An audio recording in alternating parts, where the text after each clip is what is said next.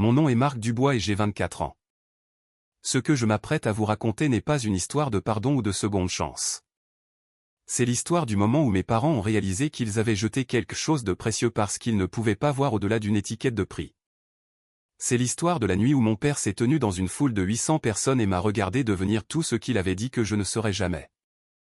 Avant de vous parler de cet événement de lancement, quand la voix de papa s'est cassée en essayant d'appeler mon nom et que je suis passé devant lui comme s'il était invisible.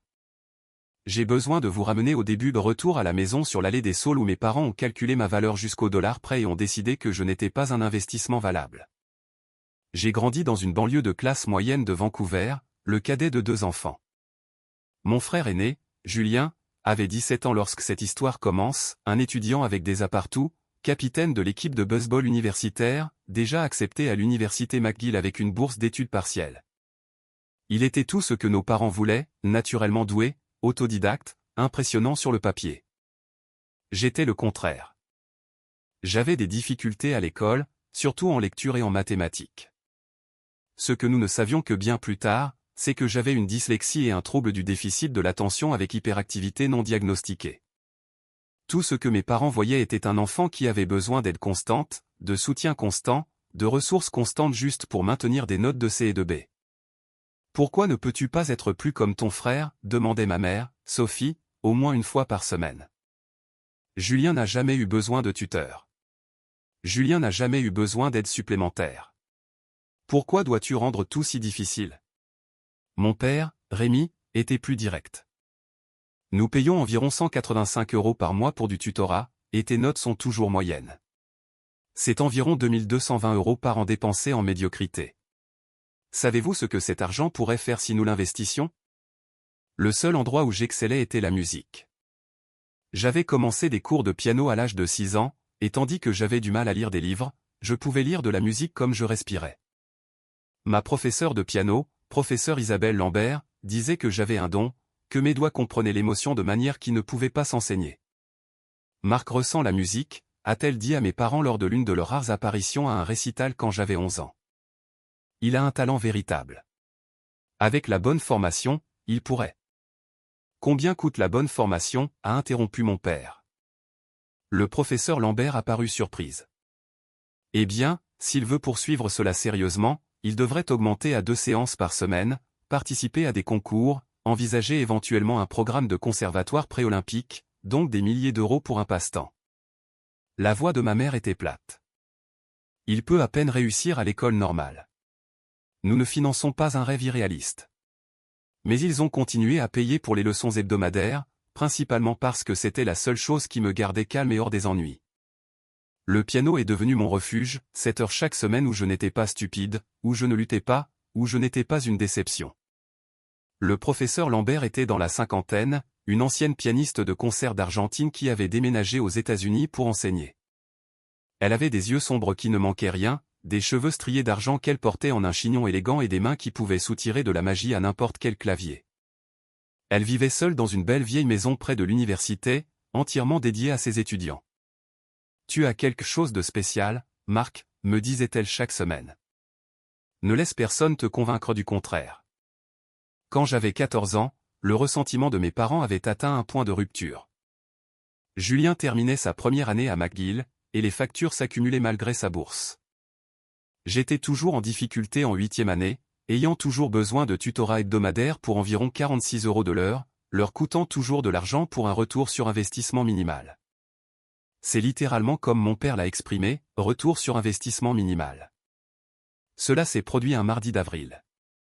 Je suis rentré de l'école avec mon bulletin, 3B, 2C et 1D en algèbre.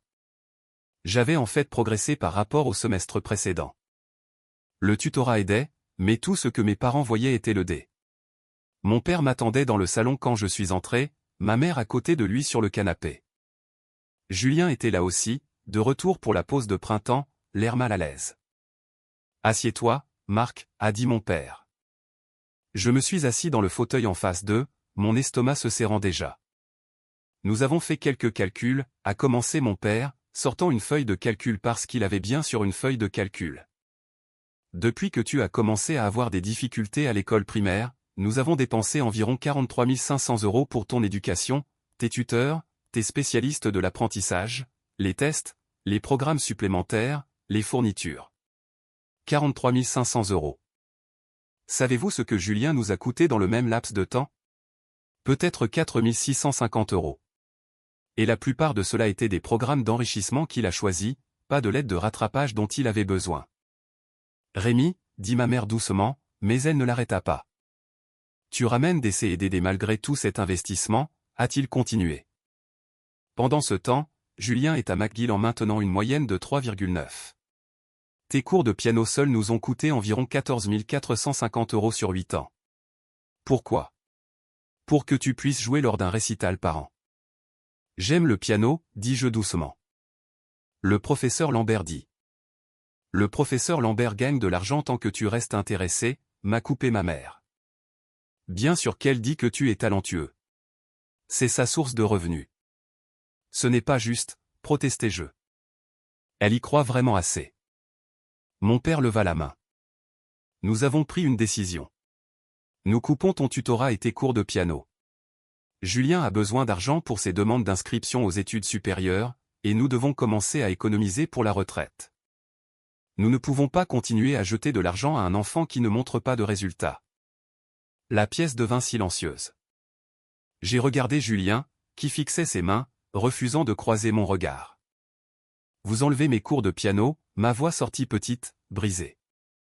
Tu as 14 ans, dit ma mère. Assez vieux pour comprendre les priorités. Nous avons des ressources limitées, et elles doivent aller là où elles feront une différence. Julien a un avenir en droit des affaires ou en commerce. Tu iras bien. Tu obtiendras ton diplôme d'études secondaires, trouveras un travail normal, vivras une vie normale. Tout le monde n'est pas destiné à la grandeur. Marc, quelque chose en moi s'est brisé. Le professeur Lambert m'a offert une bourse. Une bourse complète pour son programme intensif d'été. Elle croit en moi. Une bourse signifie qu'elle te garde accroché, dit mon père avec dédain.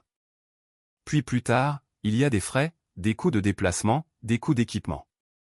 Nous avons déjà vu cela. La réponse est non. Mais la discussion est terminée. Mon père se leva. Tu termineras les cours de piano de ce mois-ci puisqu'ils sont déjà payés. Mais c'est tout. Et le tutorat se termine immédiatement. Tu devras te débrouiller seul pour l'école, comme Julien l'a fait. Si vous appréciez sincèrement cette histoire, veuillez envisager de cliquer sur le bouton j'aime. Votre soutien m'aide à continuer à créer du contenu comme celui-ci. Je suis retourné dans ma chambre et j'ai pleuré pendant des heures. Le piano était la seule chose que j'avais, le seul endroit où je me sentais talentueux, capable, digne, et il me l'enlevait parce que cela ne produisait pas les retours qu'il voulait. Cette nuit-là, je les ai entendus parler dans la cuisine. J'étais descendu chercher de l'eau et je me suis figé quand j'ai entendu mon nom. Peut-être que nous sommes trop durs, disait ma mère. C'est encore juste un enfant. Un enfant qui nous coûte une fortune pour rien, répondit mon père. Sophie, sois honnête. Penses-tu vraiment que Marc va accomplir quelque chose d'extraordinaire? Il est moyen. En dessous de la moyenne, considérant toute l'aide dont il a besoin. Nous ne sommes pas cruels. Nous sommes réalistes. Julien est notre investissement qui rapporte. Marc est un coût irrécupérable. Un coût irrécupérable. C'est ce que j'étais pour mon père, pas son fils, pas une personne ayant de la valeur, un investissement raté. Je suis retourné à l'étage, j'ai fait un sac à dos avec des vêtements et des produits de première nécessité, et j'ai écrit une note, je comprends que je suis trop cher. Je me débrouillerai seul. Ne me cherchez pas. J'ai quitté la maison à 2 heures du matin et j'ai marché 6 kilomètres jusqu'à la maison du professeur Lambert. J'ai dormi sur son porche jusqu'à ce qu'elle me trouve à 6 heures du matin quand elle est sortie chercher son journal. Marc. Elle était en robe de chambre, les cheveux défaits, l'air choqué. Qu'est-ce que c'est que ce bazar? Je lui ai tout raconté, la conversation, la feuille de calcul, les 43 500 € qualifiés de coûts irrécupérables. Je n'arrivais pas à arrêter de pleurer. Le professeur Lambert m'a fait entrer, m'a préparé un chocolat chaud et m'a laissé parler jusqu'à ce que je n'ai plus rien à dire. Puis elle a passé un coup de fil. Oui, Sophie. C'est Isabelle Lambert. Marc est chez moi. Il est en sécurité. Nous devons parler. Mes parents sont arrivés 1 heure plus tard. Ils n'avaient pas l'air inquiets, ils avaient l'air agacés, comme si j'avais créé un inconvénient. Marc, tu ne peux pas simplement t'enfuir parce que tu n'aimes pas nos décisions, a commencé ma mère immédiatement. Va chercher tes affaires. Nous rentrons. En fait, a dit le professeur Lambert calmement, j'aimerais vous parler à vous deux d'abord. Marc, voudrais-tu attendre dans mon studio? Je suis entré dans le studio de musique, une belle pièce avec un piano à queue, des murs tapissés d'instruments et de récompenses, et j'ai fermé la porte, mais je pouvais tout entendre. Avez-vous la moindre idée de ce que vous avez fait à cet enfant? La voix du professeur Lambert était tranchante, en colère d'une manière que je n'avais jamais entendue de sa part, lui disant qu'il ne valait pas la peine d'investir en lui, qu'il était trop cher pour être aimé. Vous ne comprenez pas, dit mon père. Nous avons des ressources limitées et 2 enfants. Nous devons faire des choix. Vous avez une cruauté illimitée, rétorqua-t-elle. Apparemment, Marc est un musicien brillant. J'enseigne depuis 30 ans, et je n'ai jamais eu d'étudiant avec son don naturel pour l'interprétation émotionnelle. Il pourrait être extraordinaire. Avec tout le respect que je vous dois, professeur, dit ma mère froidement, vous êtes partial. Vous voulez continuer à lui enseigner. Je lui ai offert une bourse complète pour mon programme d'été. Sans frais pour vous. J'ai offert de lui enseigner gratuitement si l'argent est le problème. J'ai tout fait, sauf vous supplier de laisser cet enfant poursuivre son don. Et vous le coupez quand même parce qu'il n'est pas comme son frère. Il y eut un silence. Il vous a parlé de l'offre de bourse, dit enfin mon père. Il a essayé de vous le dire pendant des semaines, mais vous n'écoutez pas. Vous êtes tellement concentré sur les feuilles de calculer le retour sur investissement que vous ne pouvez pas voir votre propre fils. Et maintenant il est si convaincu qu'il ne vaut rien qu'il s'est enfui à 2 heures du matin plutôt que de vivre dans une maison où il est traité comme une entreprise en faillite. Nous faisons ce qu'il y a de mieux pour notre famille, dit mon père, mais sa voix était moins assurée. Non, vous faites ce qui est le plus facile pour vous. Et quand Marc deviendra quelque chose d'extraordinaire, ce qu'il fera avec ou sans vous, vous regretterez chaque mot que vous lui avez dit, chaque euro que vous lui avez refusé. Chaque moment où vous avez choisi le calcul plutôt que la compassion. Est-ce qu'il vous incite à faire cela, demanda ma mère avec acuité, se faisant la victime. Je me fais cela moi-même parce que quelqu'un doit plaider pour cet enfant. Maintenant, j'ai une proposition. Laissez Marc rester avec moi. Je prendrai la pleine responsabilité financière. Je couvrirai ses frais de subsistance, son éducation, tout. Vous n'aurez plus à dépenser un seul centime pour votre coût irrécupérable. Le silence s'étira si longtemps que je pensais qu'ils étaient partis. Vous voulez prendre la garde, dit enfin mon père. Si nécessaire, oui. Je suis titulaire d'une licence de parent d'accueil. Je l'ai fait il y a des années pour d'autres étudiants dans le besoin. Je peux le rendre légal si vous êtes d'accord. Marc mérite d'être quelque part où il est valorisé. Encore un long silence. Bien, la voix de ma mère était tendue, défensive. S'il veut jeter une maison parfaitement bonne pour un fantasme, laissez-le. Nous avons fait de notre mieux. Nous lui avons donné des opportunités. S'il est trop têtu pour apprécier ce que nous avons fait. Vous n'avez fait que des dommages, la coupa le professeur Lambert. Maintenant, sortez de ma maison. J'ai entendu la porte d'entrée claquer. Des pas se sont approchés du studio. Le professeur Lambert a ouvert la porte, son visage composé, mais ses yeux brillants de larmes non versées. Marc, tu vas vivre avec moi maintenant si c'est ce que tu veux. Ils sont vraiment partis, ai-je chuchoté. Ils l'ont fait. Et mon chéri, je suis tellement désolé, mais leur incapacité à voir ta valeur en dit long sur eux et rien sur toi. Tu restes ici. Nous allons prouver qu'ils ont tous tort. Et tu vas être magnifique. Me fais-tu confiance? J'ai hoché la tête, incapable de parler. Bien. Maintenant, nous avons du travail à faire.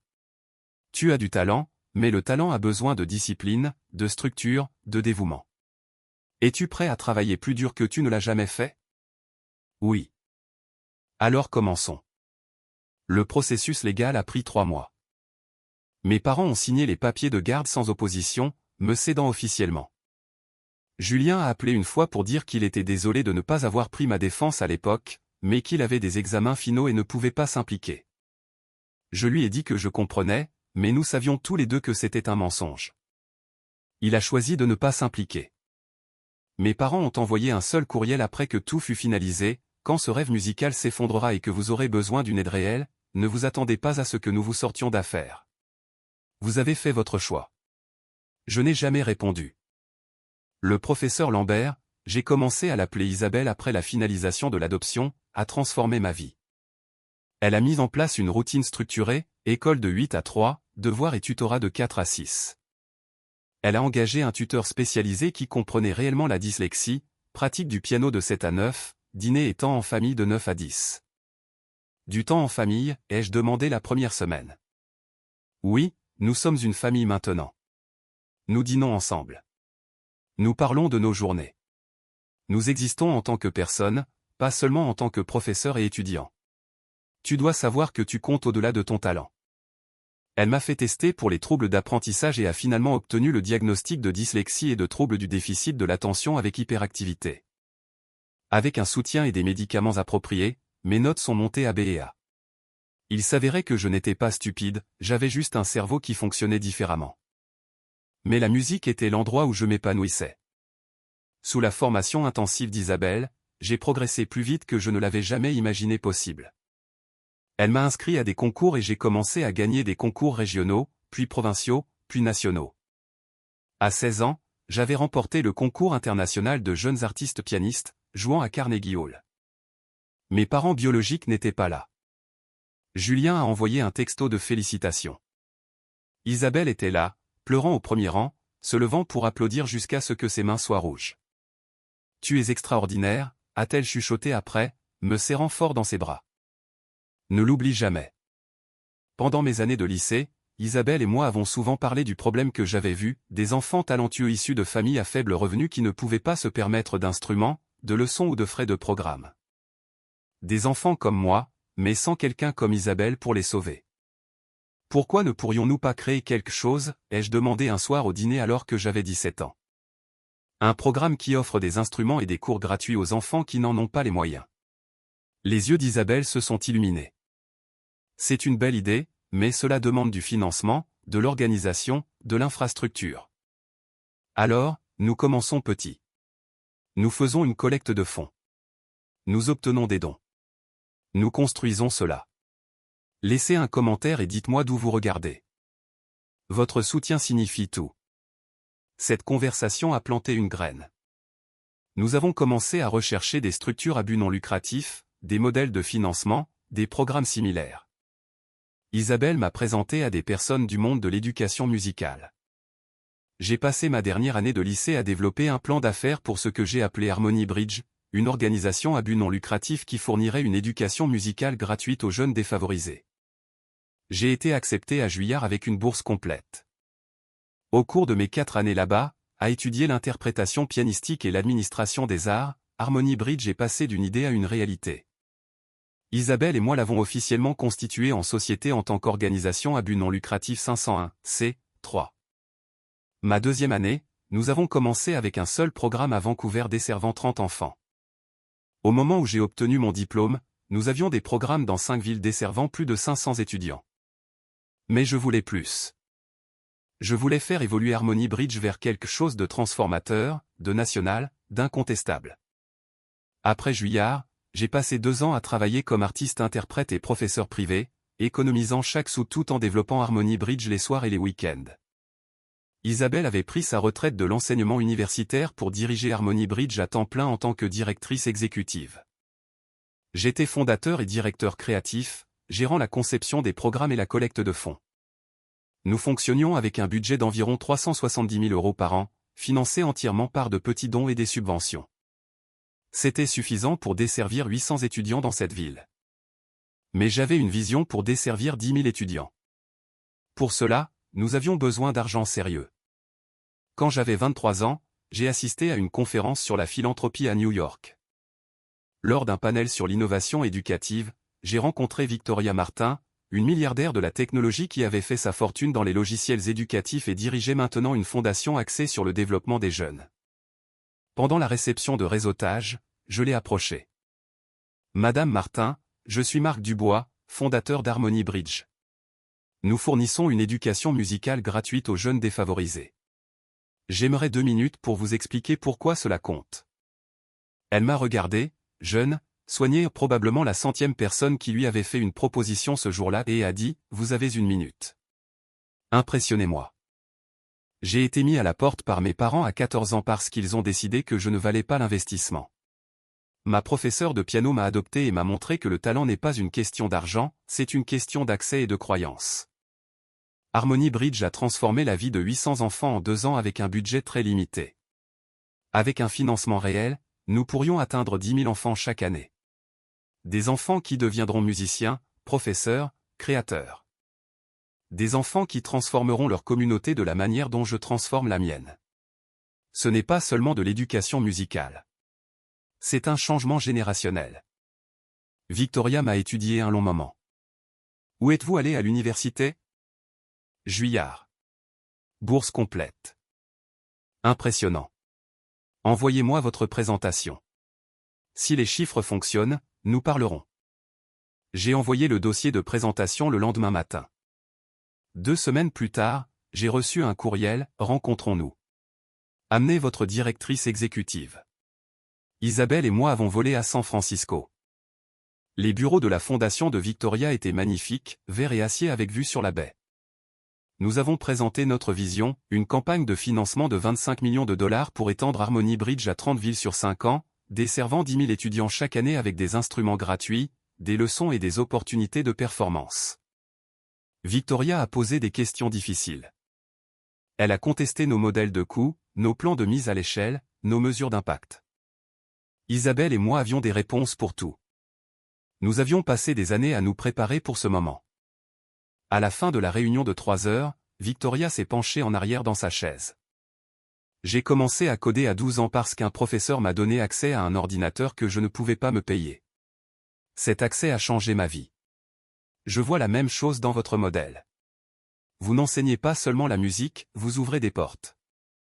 Je m'engage pour environ 13,8 millions d'euros de financement de démarrage. Mais je veux 2 choses en retour. Mon cœur s'est arrêté. 13 800 000 euros. Premièrement, vous restez en tant que fondateur et visage de l'organisation. Cette histoire commence avec vous, et les gens doivent le voir. Deuxièmement, vous lancez publiquement avec un événement qui présente vos étudiants et raconte votre histoire. Faites en sorte que les gens s'en soucient. Faites-les faire des dons. Faites-en un mouvement. Nous pouvons le faire, a dit Isabelle en me serrant la main sous la table. Alors, changeons des vies. Le contrat a été signé en moins d'1 mois. Avec 15 millions de dollars de financement, nous avons lancé un plan d'expansion agressif. Nous avons embauché du personnel, conclu des partenariats avec des écoles et des centres communautaires, et recruté des professeurs maîtres. Nous avons conçu un événement de lancement pour 10 mois plus tard, un concert de gala à la salle symphonique de Vancouver présentant des étudiants d'Harmony Bridge aux côtés de musiciens professionnels. L'événement marquerait notre lancement national officiel. Les médias seraient là, les donateurs, les politiciens, quiconque comptait dans les arts et l'éducation. Et d'une manière ou d'une autre, mes parents biologiques l'ont appris. La liste des invités pour le gala de lancement d'Harmony Bridge avait été soigneusement sélectionnée, 800 invités, y compris des donateurs majeurs, des leaders de l'éducation, des politiciens, des organisations artistiques et la presse. Les billets commençaient à 465 € avec des tables VIP à 9 250 €. Chaque centime allait au financement du programme. Je n'avais pas pensé à mes parents biologiques depuis des mois. J'étais trop occupé par les plans d'expansion, les embauches et la préparation de l'événement. Il faisait partie d'un passé que j'avais dépassé. 3 semaines avant le lancement, j'ai reçu un courriel d'une adresse que je ne reconnaissais pas. Rémi.2847@gmail.com. Marc, c'est ton père. Nous avons vu les nouvelles concernant le lancement de ton organisation à but non lucratif. Nous sommes très fiers de ce que tu as accompli. Nous aimerions assister à l'événement et te soutenir. Peux-tu nous ajouter à la liste des invités? Papa? J'ai fixé cette courriel pendant une bonne heure. Fier de soutenir. Où était cette fierté quand ils m'appelaient un coup irrécupérable? Où était ce soutien quand ils m'ont mis à la porte? Je l'ai montré à Isabelle. Qu'est-ce que tu penses que je devrais faire? Elle fut silencieuse un instant. Qu'est-ce que toi tu veux faire? Une partie de moi veut leur dire d'aller au diable. Une partie de moi veut qu'ils soient là pour qu'ils puissent voir exactement ce qu'ils ont jeté. Alors laisse-les venir, décida TL. Mais Marc, ils ne seront qu'un visage de plus dans la foule. C'est ta nuit, ton accomplissement. Ne laisse pas leur présence voler ta joie. J'ai répondu au courriel, 2 billets seront à la billetterie sous vos noms. Les billets coûtent 465 € chacun. À bientôt. Mon père a répondu immédiatement, nous pensions que la famille serait invitée gratuitement. Je n'ai pas répondu à celui-là. La semaine précédant le lancement, la couverture médiatique s'est intensifiée. Les nouvelles locales ont diffusé des reportages sur Harmony Bridge. NPR a fait une interview avec moi sur l'accès à l'éducation artistique. Le Vancouver Sun a publié un portrait de l'adolescent abandonné au philanthrope, la mission de Marc Dubois pour rendre la musique accessible. L'article comprenait mon histoire, les parents qui m'ont mis à la porte, la professeure de piano qui m'a sauvé, l'organisation à but non lucratif bâtie sur la conviction que chaque enfant mérite d'accéder à la beauté. C'est devenu viral. Soudain, tout le monde voulait parler d'Harmony Bridge. Les dons ont afflué. Le gala était complet avec une liste d'attente de 200 personnes de plus voulant des billets. Mes parents biologiques étaient déjà sur la liste, ils avaient donc leur siège, rangée M, section 2, pas VIP, pas spécial, juste des participants réguliers comme tout le monde. La nuit du lancement est arrivée. La salle symphonique de Vancouver brillait de lumière, de tapis rouges, de photographes, de célébrités locales. C'était surréaliste. Ce gamin qui avait été traité de sans valeur était maintenant le centre d'attention pour avoir créé quelque chose qui comptait. Je portais un costume noir sur mesure. Isabelle portait une élégante robe bleu marine. Nous nous tenions dans la zone de réception VIP avant le spectacle, accueillant les donateurs majeurs et la presse. Victoria Martin était là avec le maire, plusieurs législateurs d'État et des dirigeants de grandes fondations. « Tu l'as fait » m'a chuchoté Isabelle à un moment donné, les yeux brillants de larmes. « Regarde ça. Regarde ce que tu as construit. » « Nous avons construit » ai-je corrigé. « Je ne suis rien sans toi. » Le programme était conçu pour être puissant. Première partie, les étudiants d'Harmony Bridge jouant, des enfants de quartiers difficiles, de familles d'accueil, d'abris pour sans-abri, tous jouant des instruments que nous avions fournis, présentant des talents qui seraient passés inaperçus sans accès. Deuxième partie, des musiciens professionnels se joignant aux étudiants dans un concert collaboratif. Puis mon discours d'ouverture et le lancement officiel de la campagne. Alors que l'heure du spectacle approchait, j'ai fait une dernière vérification en coulisses. 12 étudiants interprètes, âgés de 8 à 17 ans, tous vêtus de tenues de concert formelles que nous avions fournies. Ils étaient nerveux et excités, certains jouant sur scène pour la première fois. « Vous allez être incroyable », leur ai-je dit. « Rappelez-vous pourquoi nous sommes ici ? Pour montrer au monde que le talent n'a rien à voir avec l'argent. Vous en êtes la preuve. Allez-y et jouez comme si cette scène vous appartenait. » Ils l'ont fait.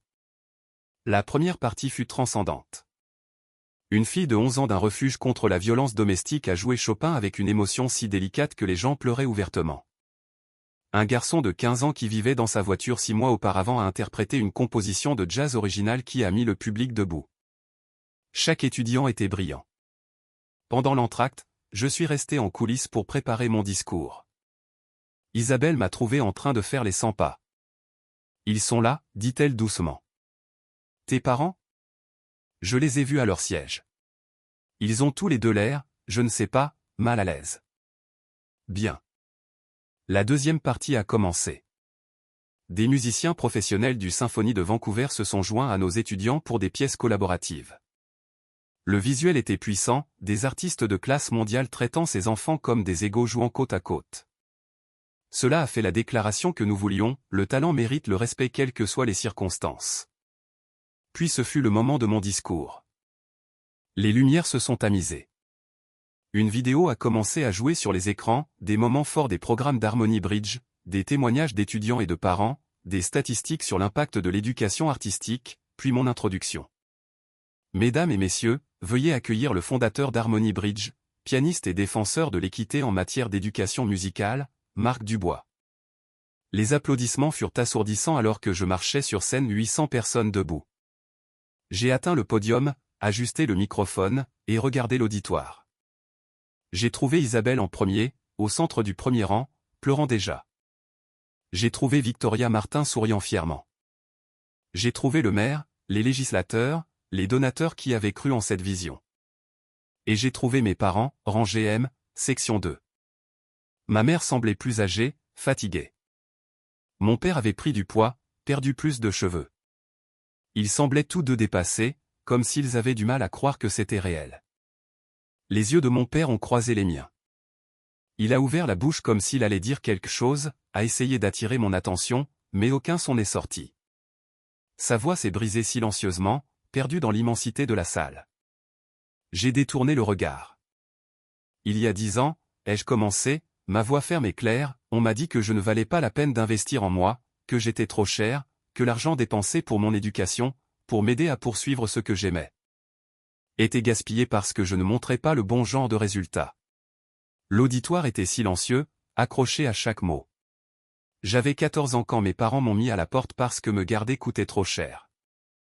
Ils avaient un autre enfant qui réussissait de manière traditionnelle, et j'étais celui qui avait besoin de tutorat, qui avait besoin d'aménagement, qui avait besoin de soutien pour poursuivre la musique. On m'a dit que j'étais moyen, en dessous de la moyenne, un coup irrécupérable.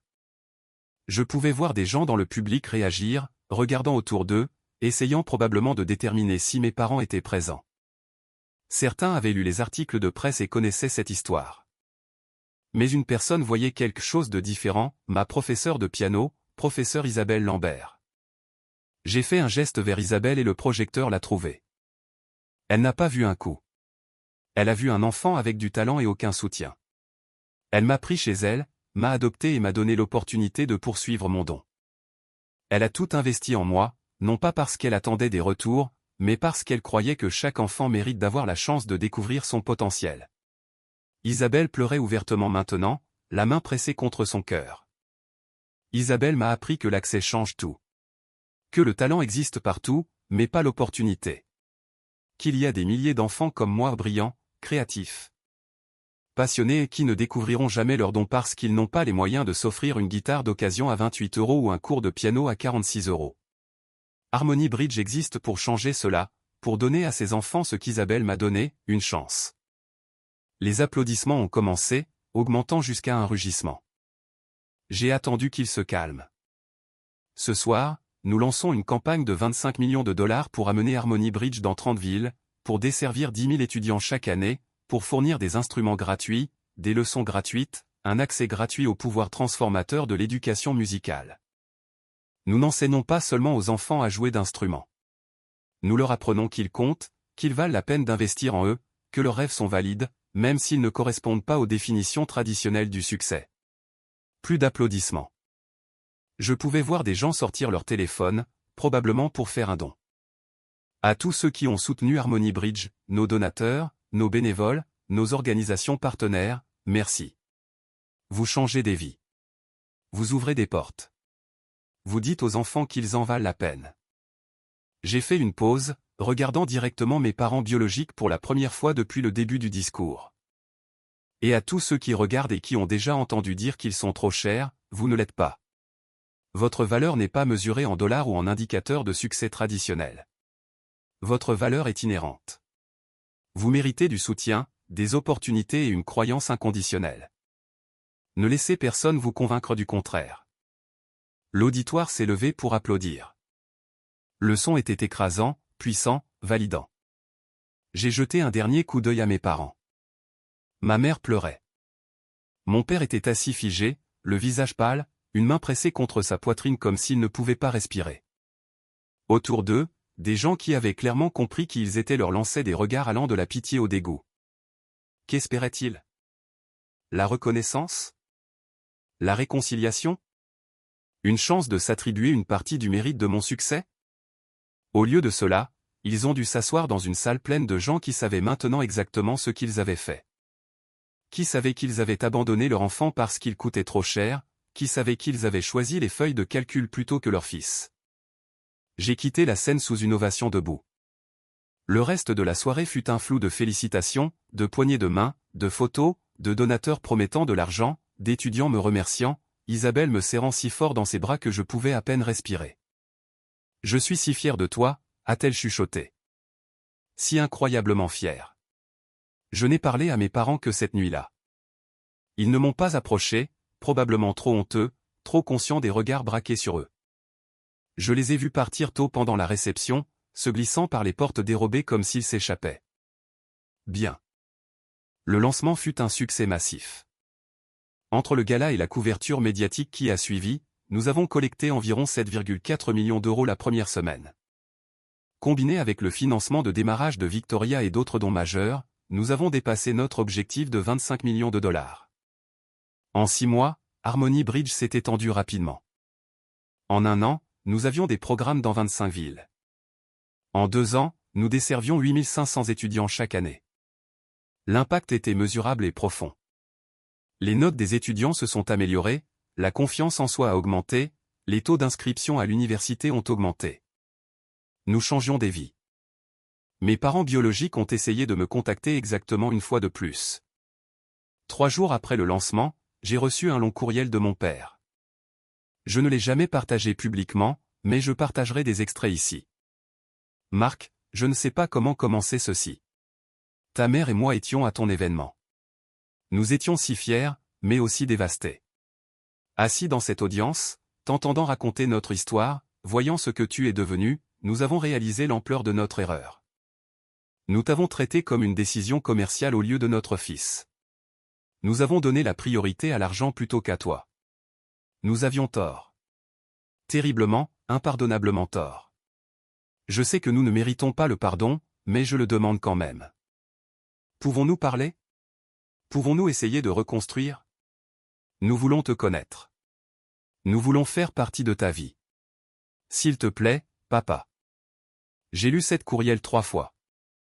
Je n'ai rien ressenti, pas de colère, pas de satisfaction, pas de tristesse, juste rien. J'ai répondu avec une seule phrase, vous avez fait votre choix il y a 10 ans. J'ai fait le mien ce soir. Bonne chance dans vos vies. Puis j'ai bloqué l'adresse courriel. Mon frère Julien m'a contacté séparément. Il avait vu la couverture médiatique et voulait s'excuser de ne pas avoir pris ma défense à l'époque. Nous nous sommes rencontrés pour un café et il était sincèrement contrit. Mais la relation était trop brisée. Nous sommes cordiaux maintenant. Nous échangeons des courriels pour les anniversaires, mais nous ne sommes pas frères au sens réel du terme. Il est resté avec eux. Il a fait ce choix. J'ai 27 ans maintenant. Harmony Bridge est une organisation reconnue au niveau national opérant dans 35 villes, desservant plus de 12 000 étudiants chaque année avec un budget de fonctionnement de 18 millions de dollars. Nous avons remporté des prix, été présentés dans les médias nationaux et changé des milliers de vies. Je me produis encore occasionnellement en concert de bienfaisance, démonstrations avec des étudiants, événements spéciaux mais ma vraie passion est cette organisation, cette mission. Chaque enfant que nous aidons est un enfant que j'étais, talentueux mais sans soutien, passionné mais ignoré, digne mais à qui on a dit le contraire. Isabelle a 63 ans maintenant, toujours notre directrice exécutive, toujours ma mère dans tous les sens qui comptent. Elle se promène dans nos programmes et pleure de joie en voyant des enfants découvrir la musique comme je l'ai fait. Elle leur dit qu'ils sont extraordinaires. Elle leur fait croire. J'ai appris par des connaissances communes que mes parents biologiques ont divorcé il y a 2 ans. La honte de l'exposition publique a apparemment détruit ce qui restait de leur mariage. Mon père vit seul dans un petit appartement. Ma mère a déménagé en Arizona pour se rapprocher de sa sœur. Julien prend de leurs nouvelles occasionnellement par obligation, mais même lui admet que la relation est tendue. Ils ont tout perdu en essayant de protéger leurs investissements. Pendant ce temps, le fils qu'ils ont jeté a construit quelque chose qui leur a survécu. Parfois, les gens demandent si je regrette le discours lors du lancement. Si je pense que j'ai été trop dur en rendant l'abandon de mes parents public de cette façon. Je ne le regrette pas. Ce discours n'était pas une question de vengeance. C'était une question de vérité. C'était pour montrer à chaque personne dans cette salle, et à tous ceux qui ont entendu l'histoire par la suite, que les enfants ne sont pas des investissements à calculer, ce sont des personnes à aimer, à soutenir et en qui croire, quel que soit le prix. Mes parents m'ont appris ce qu'il ne fallait pas être. Isabelle m'a appris ce qu'il fallait être. Et Harmony Bridge est le résultat de ces 2 leçons. Si vous lisez ceci et qu'on vous a dit que vous êtes trop cher, trop difficile, que vous ne valez pas l'investissement, écoutez-moi s'il vous plaît.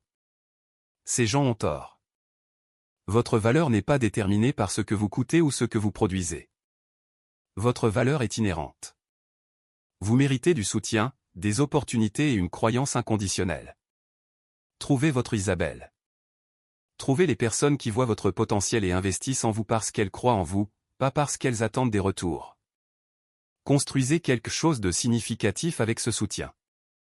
Et ensuite prouvez à tous les sceptiques qu'ils ont tort en devenant exactement ce que vous étiez destiné à être. Je suis la preuve vivante que c'est possible. À Isabelle, merci de m'avoir vu quand j'étais invisible. De m'avoir cru quand j'étais traité de sans valeur. De m'avoir appris que l'amour n'est pas conditionnel et que la famille n'est pas la biologie. Tout ce que je suis, tout ce que j'ai construit, existe parce que vous avez dit oui à un enfant effrayé de 14 ans sur votre seuil. Je vous aime, maman.